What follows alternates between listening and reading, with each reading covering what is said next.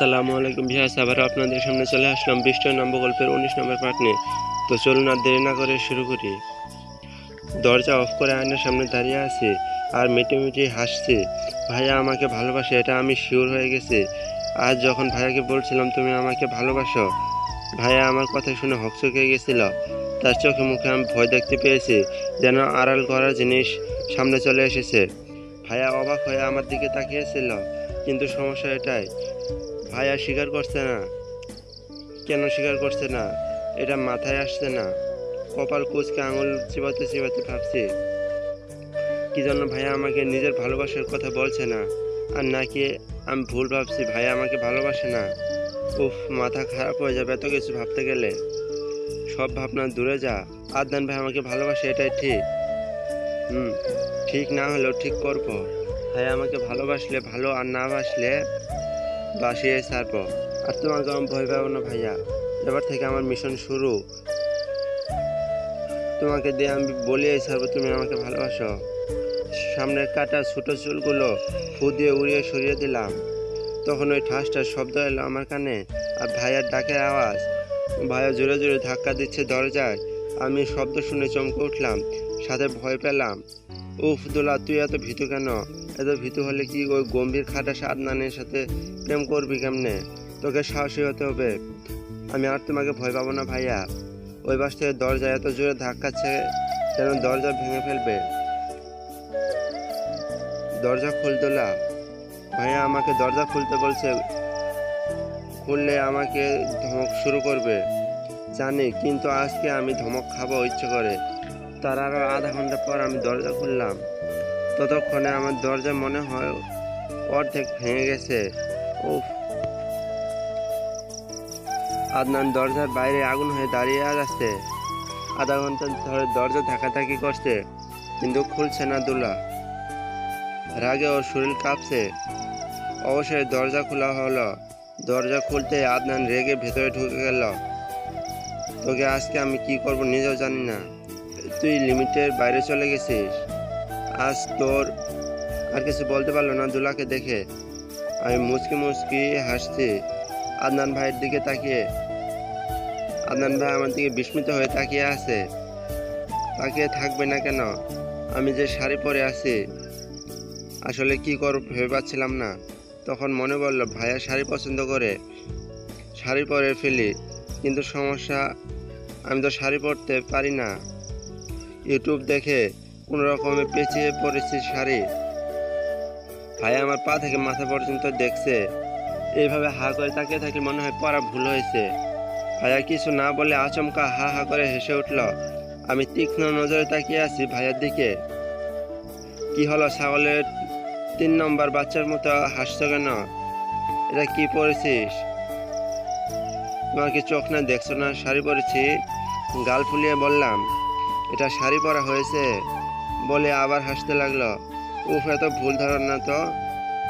কত কষ্ট করে শাড়ি পরলাম, কোথায় একটু প্রশংসা করবে তা না, ভুল ধরছ। আমি কার প্রেমে পড়লাম রে বাবা? আমার কথা শুনে ভাইয়ার হাসি থেমে গেল আর মুখটা গম্ভীর করে ফেলল। কি বললি? আমি বললাম, কই কি বললাম? কার প্রেমে পড়েছিস? আমি ভয় পাচ্ছি ভেতরে ভেতরে। এই বুঝে খাবো একটা চর। ভীতু হয়ে আসছে আমার চোখ মুখ, তবুও সাহস রাখছি। না না, একদম ভয় পাওয়া যাবে না। ভয় পেলে ভাইয়াকে পাওয়া যাবে না। সব ভয় ভুলে সাহসী হতে হবে। দোলা সাহসী, ইয়েস। ভাইয়া আমার দিকে এগিয়ে আসছে। আমি ভয়ে পিছিয়ে যাচ্ছিলাম, এবার না পিছিয়ে থেমে গেলাম আর সাহসী হয়ে ভাইয়ার চোখের দিকে তাকালাম। আমাকে থেমে যেতে দেখে ভাইয়াও থেমে গেল। হয়তো আমার এমন লুক ভাইয়া আশা করেনি। আমি ভয় পাচ্ছি না, এটা ভাইয়া দেখে চরম অবাক। আমি 2 পা এগিয়ে একদম ভাইয়ার কাছে চলে এলাম। ভাইয়া থতমত খেয়ে গেল আমার এগিয়ে আসা দেখে। ভাইয়া ভয় পেল আমাকে এগিয়ে আসতে দেখে। ভাইয়া বড় বড় চোখ করে বিস্মিত হয়ে তাকিয়ে আছে। আমার কথা হয়তো হজম করতে পারছে না যে আমি কিনা ভাইয়াকে দেখলে কাঁপতে থাকি, সে আমি এত সাহস দেখাচ্ছি। আসলে আজও কাঁপছি, সেটা বাইরে না ভেতরে। যা ভাইয়া দেখতে পাচ্ছে না, আমি জানি সেটা। আমি ভাইয়ার চোখের দিকে তাকিয়ে কথাটা বললাম। ভাইয়া কিছু বলল না, অবাক হয়ে আমার দিকে তাকিয়ে আছে। আমি এটা দেখে আরও সাহসী হয়ে উঠলাম, কারণ এখনও আমাকে ভাইয়া ধমক দেয়নি। আর আচমকা ভাইয়ের গলা জড়িয়ে ধরলাম।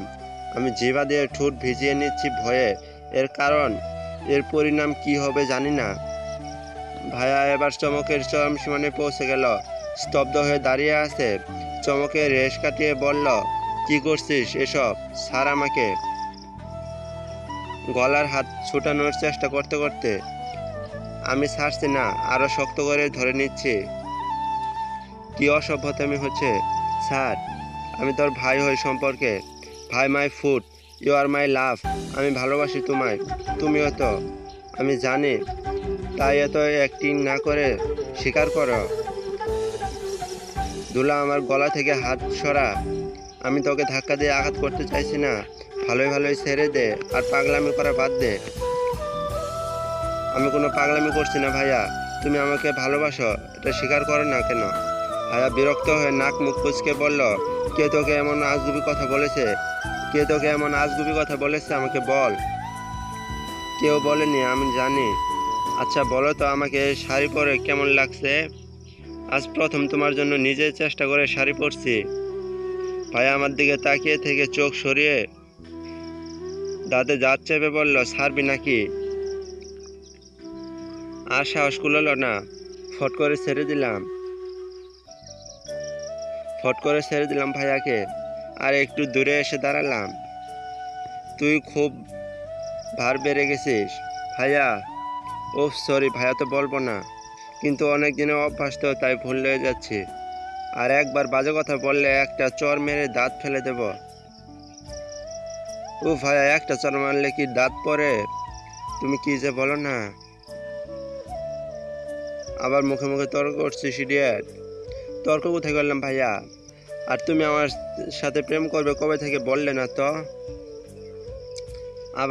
এবার কিন্তু সত্যি। ভাইয়া কথা শেষ করার আগে আম্মু চলে এলো রুমে আর আমাদের বলল, কি হয়েছে আদনান বেটা? আমি কাচুমাচু মুখ করে একবার আম্মু তো একবার আদনান ভাইয়ের দিকে তাকাচ্ছি। আম্মুকে এসব বলে দেবেন না তো? আম্মু আমার দিকে তাকিয়ে বলল, তুই শাড়ি পরেছিস কেন? আমি আমতা আমতা করে বললাম, ওই আসলে পড়া শিখছিলাম। আম্মু অবাক হয়ে তাকিয়ে বলল, সত্যি? আমি বললাম। আম্মু বিস্মিত হয়ে তাকিয়ে আছে আমার দিকে। আদনান ভাই আমার দিকে কটমট করে তাকিয়ে থেকে ফুসফুস করতে করতে আম্মুকে নিয়ে চলে গেল। আমি দাঁত দিয়ে নখ কাটছি আর ভাবছি, আম্মুকে সব বলে দেবে না তো ভাইয়া? চলবে।